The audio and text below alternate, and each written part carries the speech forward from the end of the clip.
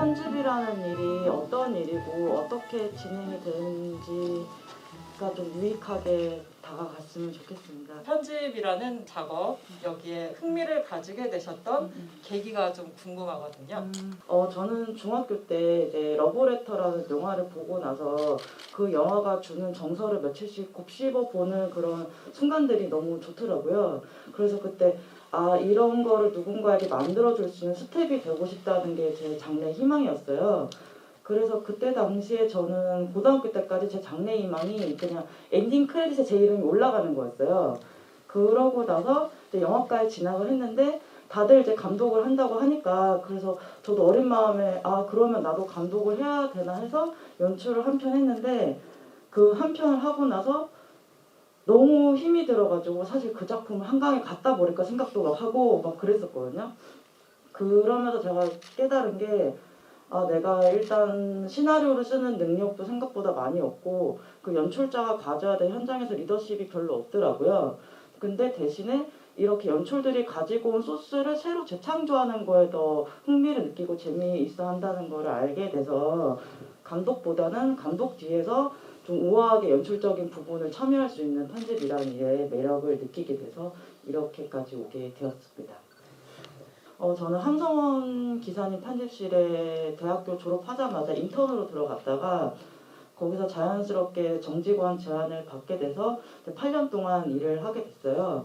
그렇게 이제 편집실에서 일을 하게 되면 자연스럽게 다양한 작품들을 하게 되는데 홍상수 감독님이나 이런 것도 있고 26년 이런 작품들 같은 거를 경험하면서 8년 동안 하게 됐고 그런데 이제 한 8년, 9년 차가 되다 보니까 자연스럽게 그러면 이제 좀 그만두는 시기가 왔나 보다 해서 그만둘 때 한예종 전문사 들어가서 프리랜서로 활동을 하다가 거기서 인연을 맺었던 분들이 연락을 주셔서 자연스럽게 작업실을 차리게 됐습니다. 제가 처음 뵀을 때 사실은 저도 좀 궁금했던 게 직업병 없으시냐 이걸 여쭤봤었어요. 근데 그런 거는 따로 별로 없으신가요? 저는 다행히 체형이 그래도 좀 편집하기에 맞게 태어난 것 같아요. 그 다른 호반하시는 분들은 보면은 어쨌든 하루 종일 8시간씩 앉아있다 보니까 30대나 30대 후반 되면 이제 허리 디스크 오시는 분들 많고 거의 약간 조금 민감한 얘기긴 하지만 치질도 좀 오시는 분들도 있고 이게 하도 앉아있다 보니까는 네네. 편집이라는 거는 영화의 작업의 어떤 공정에 있어서 어떻게 진행이 되는 것이며 어떤 과정을 이렇게 거치게 되는지 그런 것들을 좀 설명을 부탁드릴게요. 영화는 3번 씌워진다. 시나리오에서 한 번, 촬영 때 한 번, 그리고 마지막 후반 작업에서 한 번이라는 유명한 말이 있어요. 저는 이 말이 그만큼 편집이나 후반 작업이 얼마나 중요한 일인지를 알려주는 말이라고 생각을 하거든요. 그냥 잘라서 붙이는 거 아니야? 촬영해 온 거를 콘티 그대로 붙이는 게 편집 아니냐라고 제 생각을 많이 하시는데 근데 이건 이제 계획에 대한 부분이고 여기서 변수는 촬영 현장에서예요. 어쨌든 영화 촬영이라는 현장이 다들 아시겠지만 이게 저희 사람들이 모여서 하는 일이고 사람들은 로봇가 아니잖아요. 그래서 그날 나의 컨디션도 있고 그 상대방의 컨디션도 있기 때문에 이게 아무리 계획해서 준비해서 잘 가도 그 계획대로 안 되는 경우가 허다해요. 그 계획은 이렇게 해놓지만 현장에서 다양한 변수의 상황이 존재하기 때문에 그래서 감독님들의 현장에서의 역할은 이런 변수의 상황이 생겼을 때 어떤 걸 초이스하고 어떤 걸 버리고 내 의도에 전달이 잘 되게 그런 역할이신 것 같아요. 그래서 이러한 현장을 거치고 이제 편집실에 오게 된 소스를 보게 되면은 제가 시나리오 읽고 콘티를 숙지했을 때는 요 정도의 결이 나오겠지라고 생각을 하지만 막상 감독님의 성향이나 그리고 이 배우가 연기하는 결, 그 스태프들 간의 궁합에 따라서 이게 되게 천지 차이예요. 그러면 저는 그 객관적으로 그 현장에 있었던 사람이 아니어서 그러한 스트레스는 없는 상태이기 때문에 그냥 객관적으로 이런 씬은 감독님이 이걸 잘하시는데 이건 잘 찍혔고 이 배우는 이런 매력이 좀 있는데 이게 좀 잘 됐고 그런 것들을 좀 파악해서 편집을 하는 걸 제안을 하는 편인 것 같습니다. 네네. 현장이 끝나서 제가 객관적으로 처음 만나는 사람, 감독이 만나는 사람이 편집 기사인 것 같아요. 그래서 편집할 때 저는 이런 거를 제일 객관적으로 얘기를 해주면서 그래도 감독님의 개성도 전달이 되고 관객들도 편안하게 따라갈 수 있게 오작교 역할을 해주는 사람이 아닌가. 기사님 어떻게 솔직하게 얘기하시는 편인지 아니면은 감독들의 성향을 좀 많이 고려해서 이분한테는 이렇게 말하고 저분한테는 저렇게 말하고 혹시 이런 것들을 하시는지. 일단 감독님 성격이 그런 걸 얘기해도 좀 불편해 안 하시는 분이면 저는 좀 이게 필터가 없는 편이어서 솔직하게 좀 말씀을 좀 드리고 그리고 친할수록 좀 더 솔직하게 얘기하는 편이에요. 그리고 저는 일할 때는 이게 싫고 좋은 게 바로 좀 티가 나는 편이어서 눈치 빠른 감독님들은 아세요. 아 얘가 지금 이거 별로라고 생각하는구나. 그리고 좀 안 친하고 감독님이 성향이 그래도 또 감독님마다 이 다른 사람의 의견을 받아들이는 속도가 다 다르시거든요.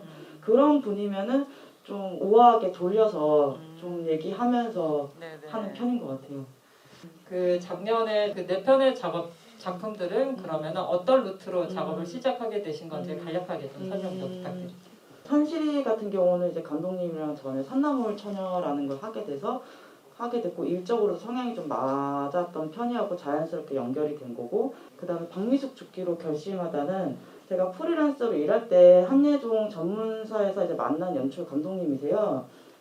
그래서 제가 이 연출 감독님 전작도 너무 좋아했어가지고 자연스럽게 연결해서 하게 됐고 이 장은 이제 스텝으로 계시던 지인분이 소개를 해줬고 그 영화가 이제 가부장제 5남매 얘기가 나오는데 저희 집도 경상도에 3남매 중 제가 첫째예요. 막내가 아들이고 그래서 어릴 때 그런 거는 이제 되게 자연스럽게 봐왔던지라 시나리오가 좀 이해돼서 하게 됐고 그 증발은 이런 다큐 작업은 사실 황 기사님네 있을 때는 거의 인연이 안 닿고 혼자 일을 하면서 이제 자연스럽게 연결돼서 한두 개씩 해보게 된 케이스인데 가지고 있는 감정선이 되게 예민하고 좀 섬세한 것들이 있잖아요. 그래서 이런 부분은 어떻게 하면 표현하는 게 좋을지가 조금 해보면 좋겠다는 생각이 들어가지고 참여하게 됐습니다. 그럼 이제 이후의 작업 과정들은 어떻게 진행이 되는지 궁금합니다. 사실 미팅도 이렇게 간단하게 말씀드리긴 했지만 생각보다 좀 서로 선택하고 결정하는데 시간들이 좀 걸리긴 해요. 뭐 그냥 시나리오도 읽어야 되고 그 감독님을 잘 모르면 전작도 봐야 되고 서로 그리고 이 편집해 가는 과정들도 다 똑같이 매뉴얼이 있는 게 아니라 각자의 성향에 맞추고 제 상황에 맞춰서 다시 좀 의논을 해서 정하는 편이거든요.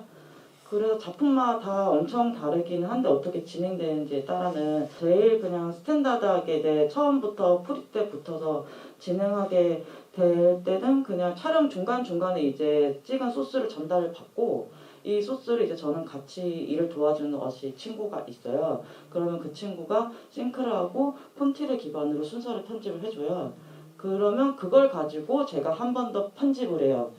저는 이거를 그냥 지금 1차 편집이라고 부르는데 1차 편집으로 순서를 하는 경우도 어씨가 해주는 경우가 있고 만약에 현장 편집 기사님이 계시면 현장 편집 기사님이 주신 걸로 하는 경우도 있고 그리고 아까처럼 예를 들어서 뒤에 이제 촬영이 끝난 이후에 만나게 되면은 제가 다른 스케줄이 있으면 감독님들한테 순서 정도는 한번 좀 해다 달라고 이렇게 부탁을 드리는데 그렇게 하는 이유가 어쨌든 이게 혼자서 A부터 Z까지 모든 단계를 다 판단하고 이렇게 하기 시작하면은 사람도 이 영화에 가질 수 있는 에너지 양의 한계가 있다고 저는 생각을 하거든요.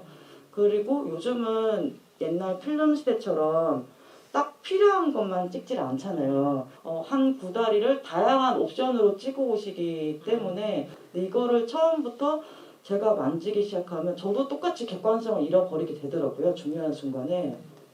예를 들어 현장 편집본으로 이제 예를 들어 설명을 하면 그거를 받아서 그거는 그냥 저한테는 가이드예요. 이 씬에서 배우가 어떻게 연기를 했고 어떤 커버리지가 있고 요거를 파악하는 정도고 영화는 되게 유기적이잖아요. 앞에서부터 어떻게 쌓아 올라가는지에 따라 이게 바뀌는데 현장에서는 이게 산발적으로 나눠져 찍잖아요. 근데 저는 이제 편집실에서 이게 순서대로 가는 걸 지켜보면서 할 수 있기 때문에 또 거기에 맞춰서 또 1차를 하는 편이거든요. 그러면 그렇게 하다 보면 이제 배우들 연기가 좀 불균질하게 튄다던가 어떤 날 이 씬은 잘했는데 어떤 날 또 컨디션이 안 좋아서 조금 떨어지면 그런 것도 뭐 정리하고 그렇게 해서 순서 편집을 하고 이제 1차 시사 같은 걸 하겠죠. 그러면 그 다음 단계로 넘어가게 되면은 이제 어떤 과정들이 네, 하게 되나요? 그래서 이 1차 편집 시사를 할 때는 좀 현장 편집이 있었던 감독님들은 제 버전은 처음 보시는 거잖아요. 또 편집 기사가 만진 버전은 또 처음 보는 거니까 최대한 내용을 빼지 않고 시나리오에서 의도했던 건 다 들어가 있는 채로 1차를 편집을 해요. 그렇게 하고 나면 이제 이 영화의 장점과 단점이 이제 보이게 돼요. 어떤 걸 더 살려야 되고 어떤 걸 좀 숨겨야 되고 그런 걸 이제 감독님이랑 회의를 해서 2차 편집 방향을 정하게 되는데 이 2차 편집일 때는 이제 원래 가지고 있던 시나리오는 다 잊어버리고 찍혀있는 상태로만 이렇게 판단을 해서 하게 되고 그래서 이때는 뭐 하나의 씬을 예로 들면은 이 씬 안에서 뭐 A부터 Z까지 대사를 쳤는데 C, D만 살린다든지 그 앞뒤로 내용 전달에 문제가 없으면 그리고 A, B, C라는 씬이 있는데 C, B, A로 바꾼다든지 아니면 B는 빼고 A, C만 살려준다든지 이런 것들을 감독님들이랑 합의하면서 하고 그래서 이런 경우에 편집할 때 좀 극단적인 예로는 아예 원래 시나리오에 없었던 새로운 씬이 탄생하기도 하고 그리고 어떨 때는 원래 의도했던 거랑 다르게 편집을 하면서 새롭게 대사가 추가되는 경우도 있고 이런 경우들이 있습니다. 그러면 그렇게 씬이 약간 재구성된 사례들이 어떤 것들이 있었는지 좀 부탁드릴게요. 찬실이는 복도 만치라는 영화를 할 때 그 오프닝 시퀀스가 지금은 지감독이 죽는 시퀀스인데 원래는 이런 게 아니었고 지감독이 죽고 나서 찬실이가 옥상에서 망연자실하게 서 있고 그래서 그 옥상의 뒷모습을 시작하고 이 슬픈 표정 한번 한컷 보여주고 그리고 찬실이는 복도 많지 이렇게 나오고 그 다음에 이제 독실 할머니로 이사 가는 이런 순서였는데 그 영화가 아무래도 장국영이 등장하고 나서부터 매력도가 확 올라가는데 이 앞에 찬실이 상황을 그냥 빨리 좀 찝어주는 게 임팩트 있게 하는 게 좋을 것 같다는 의견들을 많이 받아서 그러면 감독님이 지감독이 죽는 장면을 앞에도 한 번 더 사용을 하자. 근데 이거를 오프닝 시퀀스처럼 만들자고 하셔가지고 음악을 골라오시고 같이 이제 오프닝 시퀀스처럼 보이게 편집을 했어요. 그래서 그렇게 편집을 하고 나서 앞부분을 쭉 보다 보니까 어쨌든 이게 영화에 대한 얘기고 어쨌든 찬실이 좀 엉뚱한 매력이 많은 영화잖아요. 갑자기 장국영이 등장도 하고 그래서 편집적으로도 그냥 좀 장난을 쳐도 되겠다는 생각이 들어가지고 그럼 어차피 과거의 이야기니까 화면비를 4:3으로 하면 어떻겠냐고 제가 제안을 드렸었어요. 그랬더니 감독님께서 괜찮을 것 같다. 그러고 그 다음 제가 그리고 왠지 그 제목에서 이렇게 열리면 너무 쾌감이 있을 것 같은 거예요. 음악이랑 맞춰서 하면은. 그럼 새로운 제2막의 인생을 시작한 찬실이 느낌도 날 것 같고 그렇게 말씀을 드렸을 때 다 오케이를 하고 그렇게 하고 보니까 좀 앞이 훨씬 임팩트가 생기더라고요. 네. 그렇게 해서 지금의 찬실이 오프닝이 새로 탄생하게 됐습니다. 박미숙 죽기로 결심하다 해서 신이랑 미숙이 정자에서 밥을 먹는 씬이 있어요. 이때 당시 이제 여름에 촬영을 했었는데 이때 여름에 제 기억에 거의 진짜 한 달 내내 계속 비가 왔었던 것 같아요. 그래도 이 작품은 비를 피해서 되게 잘 찍고 있었는데 하필 이 정자씬 찍는 날 보슬비가 내렸었어요. 근데 다들 아시겠지만 단편 영화에서는 이게 예산이나 스케줄 같은 게 한정적이기 때문에 연출님이 재촬영을 하지 않고 일단 가지고 왔었는데 이때 문제가 이 정자씬 앞뒤로 붙는 씬은 또 같은 날인데 날씨가 맑았었어요. 그래서 이 상태로 쭉 보고 나서 좀 튀는데 어떻게 할까 서로 좀 고민을 하다가 어쨌든 영화 안에서 지금 이 스틸도 영화 안에서 신이라는 인물이 미숙이랑 헤어질 때 이제 사진을 찍어주는 장면인데 이 신이라는 인물이 낯설게 서울을 돌아다니면서 여기저기를 풍경을 사진기로 담는 설정이 있거든요. 그래서 그 정자신도 이렇게 좀 보다가 그냥 진짜 밑도 끝도 없이 본능적으로 이 씬을 그냥 스틸 이미지로 처리하면 어떨까. 그렇게 하면은 뭔가 이 비도 좀 덜 보이고 이때가 좀 감정적으로 좀 점프가 돼서 다음 씬을 넘어가지 영화가 힘이 생기는 씬이었는데 이렇게 박제를 뭔가 해놓고 나면은 뭔가 좀 더 정서가 잘 올 것 같다는 밑도 끝도 없는 생각이 들어서 그렇게 해서 직감적으로 그런 네, 직감적으로 네. 그렇게 해서 연출님한테 보여줬는데 연출님도 그냥 단박에 너무 좋다고 이렇게 처리하면 괜찮은 것 같아. 그렇게 해서 오케이 되고 그리고 대사나 디테일한 표정 같은 거 다시 골라가지고 그 대사는 좀 다시 썼었어요. 그렇게 해서 지금의 씬이 탄생하게 됐습니다. 보통 이렇게 장편 영화들을 편집을 하게 되면 기간이 평균적으로 어느 정도 소요가 되나요? 작품마다 천차만별이긴 한데 이장 같은 경우는 제가 이제 만났을 당시에 이미 전주 영화제 트는 그 스케줄 좀 정해져 있었어가지고 편집은 한 달 정도? 천실이는 이제 처음부터 붙어서 했던 케이스라 촬영이 12월 말 정도쯤에 끝났는데 그러고 나서 한 1월부터 3월까지 했었고 그리고 또 다큐는 좀 더 길기는 해요. 구성적인 부분부터 하다 보면은 한 5, 6개월 정도 걸리는 경우도 있고 이렇게 편집을 진행하시면서 놓치지 말아야 할 거. 편집이라는 어떤 작업에 있어서 기사님이 생각하실 때 이거가 가장 중요하다라고 생각하시는 지점이 어떤 걸까요? 네, 그 영화가 가지고 있는 매력인 것 같아요. 어떤 걸로 관객들한테 어필을 하고 보게 할 거냐고 생각을 해보면은 그 영화가 가지고 있는 개성이나 매력인 것 같은데 저는 그거를 이제 객관적인 입장에서 어떻게 더 매력 있게 편집적으로 보이게 할지 그게 되게 중요한 것 같아요. 일반 상업 영화 같은 경우 예를 들어서 뭐 전도연이나 송강호 같은 유명한 배우가 나오면은 관객은 이미 마음이 친해요. 이 영화한테 내가 보고 싶어하던 송강호나 전도연이 나오기 때문에 영화에 대한 관대함이 좀 있는 상태에서 영화를 보게 되지만 모든 영화들이 그런 건 아니잖아요. 그럴 때는 처음 보는 관객들이 이 영화에 어떻게 친해지게 하냐 그 친해지는 시간을 소개하는 시간에 따라서 시간을 중요하게 생각하는데 이것도 영화마다 엄청 다르거든요. 그래서 어떤 영화 같은 경우는 이 주인공이 가지고 있는 안에 있는 이 핵을 빨리 보여주는 게 몰입이 확 되는 영화가 있고 또 어떤 영화는 이 뭐 하는 상황이지 좀 아리까리하게 궁금하게 하다가 사실은 얘가 이랬어 이렇게 하면서 핵을 보여준 게 매력이 있는 경우가 있어요. 이게 사람이랑도 마찬가지인 것 같은데 저희가 일을 하거나 이렇게 누군가를 만났을 때 어떤 사람이 생각보다 그냥 너무 무뚝뚝한 거예요. 근데 갑자기 어느 날 되게 센스 있는 농담을 몇 개 던져요. 그러면 반전 매력이 보여서 이 사람한테 호감이 가잖아요. 그 반대인 경우도 있고 저는 영화랑 친해지는 관객이 영화한테 친해지는 과정도 똑같다고 생각을 하거든요.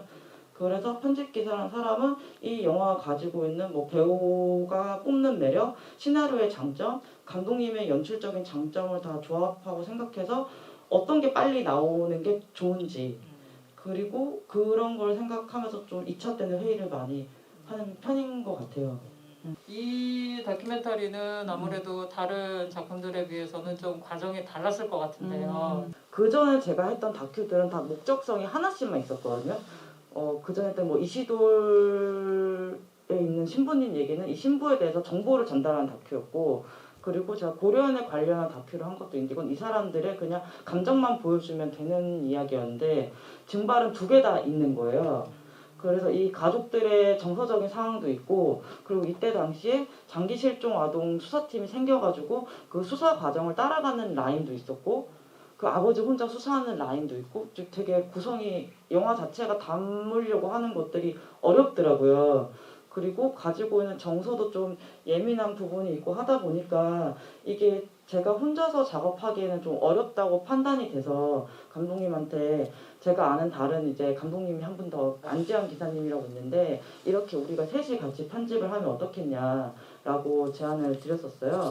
안 기사님이랑 감독님께서 작업을 하시면서 제가 못 봤던 씬이나 하면서 크게 구성을 잡으면 저는 그때 이제 그 버전만 보고 회의에 참여해서 이건 이렇고 저건 저렇게 하자 이렇게 좀 큰 틀만 같이 잡았고 이 흐름이 어느 정도 그 모양새를 갖추고 나서는 이제 제가 이제 편집을 이어받아가지고 그 씬에 해당하는 디테일한 샷이라든지 그런 것들을 하고 그때는 이제 안 기사님이 모니터 요원처럼 와서 이거는 괜찮고 이런 식으로 이렇게 작업을 했던 것 같아요. 원래는 이제 영화에 이 준원이가 사라진 과정이 그렇게 정확하게 표현이 되어 있지는 않았어요. 하나의 씬으로. 근데 이게 저희는 이렇게 보다 보니까 이 아이가 사라진 케이스가 조금 되게 다른 실종 아동들하고 좀 다르더라고요. 협박 전화도 없었고 그리고 목격자도 별로 없고 근데 이런 정보를 모른 채 보다 보니까 이 아버지의 마음이나 이 남아있는 언니의 마음을 잘 받아들이기가 좀 따라가기 힘든 것 같아서 그런 걸 더 추가하면 좋겠다고 생각을 했는데 이미 감독님이 이제 촬영을 하시면서 아버지 인터뷰도 따놓으셨고 그때 당시에 이 사건이 좀 유명했었대요.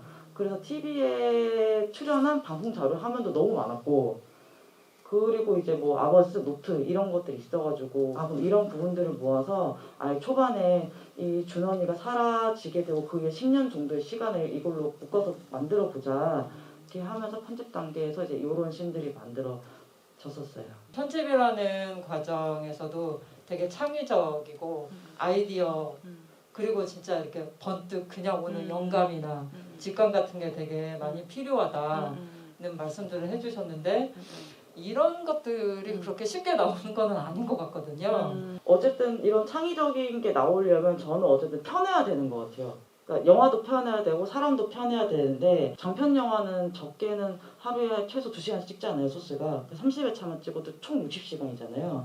이 60시간의 소스를 한 번에 다 외울 수도 없고 이거를 기억할 수도 없어요. 하면서 천천히 외우는 거거든요. 그 어느 정도 이게 다 외워지고 나면 이때부터 이제 좀 영화가 좀 편해지고 머릿속에 다 있으니까 이럴 때 이제 좀 창의적인 것들 더 생기는 것 같아요.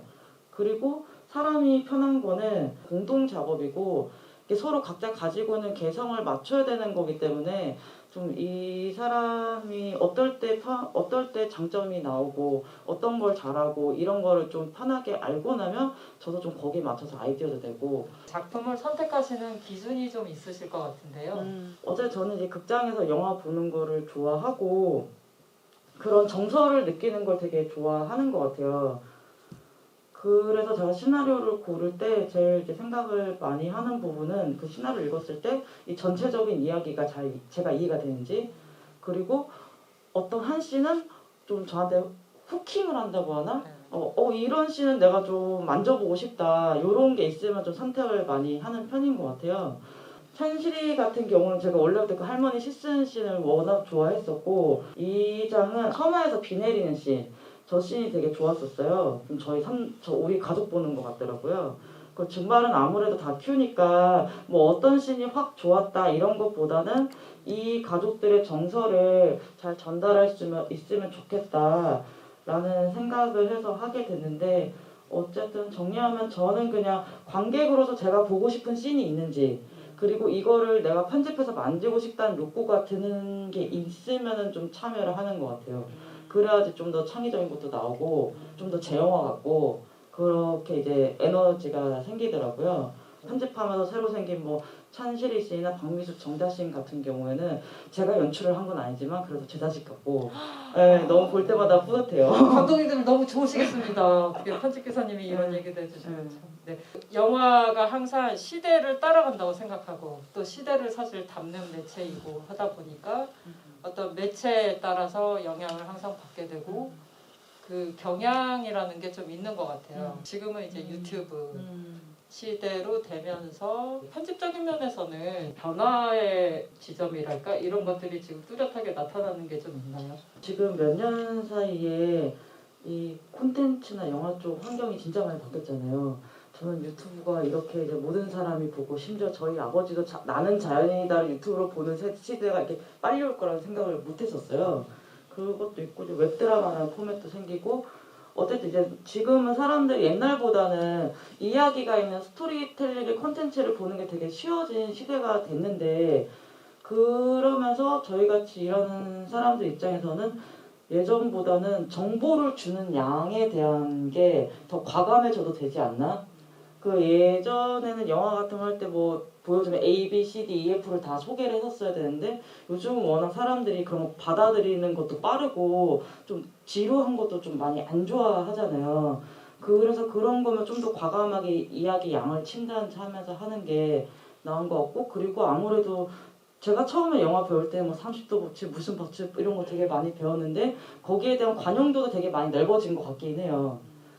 그래서 그런 걸 깨도 괜찮은 게 있고 아닌 것도 있고, 이제 워낙 법칙이 이제 책 안에만 있는 게 존재하는 게 아니라 너무 다양하게 있기 때문에 그런 거를 계속 이제 공부하고 적용해야 되지 않을까, 그런 고민을 많이 하고 있어요. 상업 영화랑 독립 영화를 편집할 때도 좀 큰 차이점이 있는지, 각각을 편집할 때 주안점을 어떤 걸 두고 주안점을 두고 편집하시는지 궁금합니다. 아무래도 제일 큰 차이는 자본을 대는 투자사가의 입김이 어느 정도냐가 편집할 때 조금 다르기는 한 것 같아요.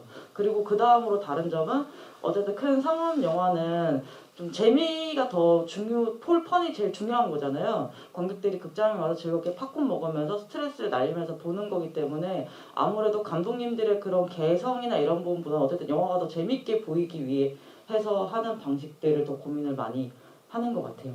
프리랜서로서 어떤 생계의 문제가 조금 있을 것 같아요.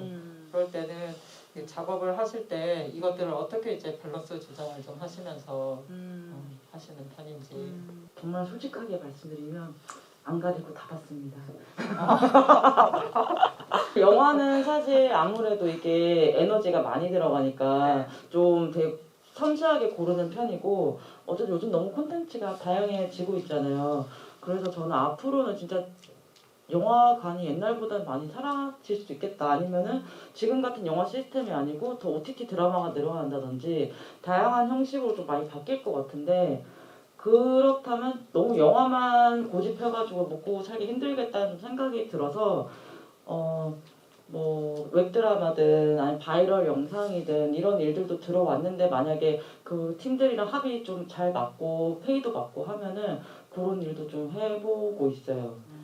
그렇게 하면서 좀 경제적인 측면 좀 밸런스를 맞추는 편이고, 그리고 어쨌든 제가 이 일을 한 10년 정도 했는데 해보니까는 어릴 때는 그냥 단순히 무식하게 열심히만 하면 된다고 생각했거든요. 이 일이 들어왔을 때 그냥 항상 열심히 하고, 제가 피곤하더라도 항상 일이 우선이고 이 일을 잘 끝내야 된다는 게 좀 많이 생각이 컸던 것 같아요. 어떻게 보면 완벽주의적인 성향도 있었고 이 일을 너무 잘하고 싶은 마음이 컸어요. 근데 이제 제가 30대가 되고 나서 일을 바라보니까 어쨌든 그래도 중요한 건 저더라고요. 제가 건강해야지 일도 즐겁게 할 수 있더라고요. 확실히 스트레스가 쌓인 상태에서 어떤 일을 하게 되면은 저도 이게 마음의 여유가 없으니까 감독님들의 상태를 보거나 더 좋은 아이디어가 잘 안 나오더라고요. 그래서 저는 제일 중요한 건 그냥 멘탈 관리랑 건강 관리인 것 같아요. 저는 할머니가 될 때까지 하고 싶기 때문에. 작업하실 때 쓰시는 그 프로그램? 네. 네네. 그거는 혹시 뭘 쓰세요? 원래는 파이널 컷 프로 7 쓰다가 최근에 이제 프리미어 프로로 옮겼어요. 그리고 그 전에 한기사님에 있을 때는 아비드를 썼었고, 전 사실 다 다뤄보긴 했거든요. 그래서 편집 프로그램은 본인한테 잘 맞는 거, 그리고 이 프로젝트가 어떤 프로젝트인지 따라서 정하면 좋긴 해요.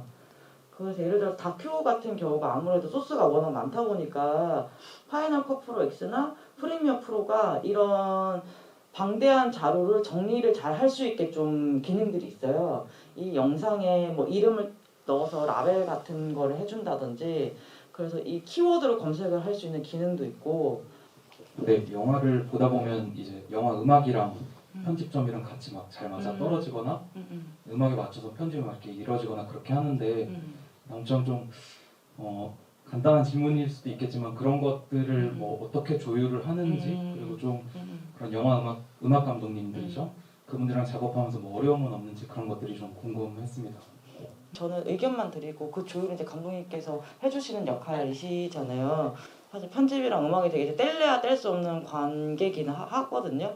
그래서 저는 어떤 작품 같은 경우에는 좀 이게 제가 감정적으로 좀 이게 잘 와닿지 않으면 제가 가편할 때 미리 가이드 음악을 깔아놓고 하는 경우도 있어요. 음악을 깔면 장점이 편집할 때 그 리듬을 좀 음악에 따라갈 수 있으니 그 리듬 잡기가 편한 거 그런 게 있고 그리고 아까 이제 음악이랑 편집이랑 귓깎이 이게 타이밍을 네네네. 어떻게 맞추냐 물어보셨는데 그거는 그때그때 다르긴 해요. 제가 먼저 잡아놓고 음악 감독님 저한테 맞춰주시는 경우가 있고 만약에 음악 감독님이 만들어주신 음악이 너무 좋은데 거기서 더 수정이 힘들면 제가 맞추는 경우도 있고 네, 그거는 그때그때 다른 것 같아요. 근데 아까 찬실이 같은 경우는 보면 이게 좀 음악의 포인트들이 맞잖아요. 네네. 그거는 이제 감독님 음악을 골라줘서 미리 정해져 있었기 때문에 거기에 맞춰서 제가 편집을 한 거예요. 지금까지 이제 편집 기사로 일을 해오시면서 가장 뭔가 보람 있었던 순간과 좀 반대적으로 좀 힘들었던 순간 어떤 상황들이 있었을까요? 제가 작업한 영화들이 뭐 좋은 평가를 받게 되면 그게 되게 이제 기분이 좋은 것 같은데 어쨌든 열심히 했는데 이게 뭐가 눈에 보이는 결과들이 생기니까 그러면서 저도 좀 자신감을 좀 얻은 것도 같고 그동안은 사실 아 내가 지금 이렇게 하고 있는 게 잘하고 있나 이런 의구심이 계속 스스로 좀 괴롭힌 게 있었거든요. 그래서 아까 여쭤보신 것 중에 그런 힘든 순간이 뭐냐고 물어보시면 제가 저 자신을 믿지 못할 때가 제일 힘든 것 같아요.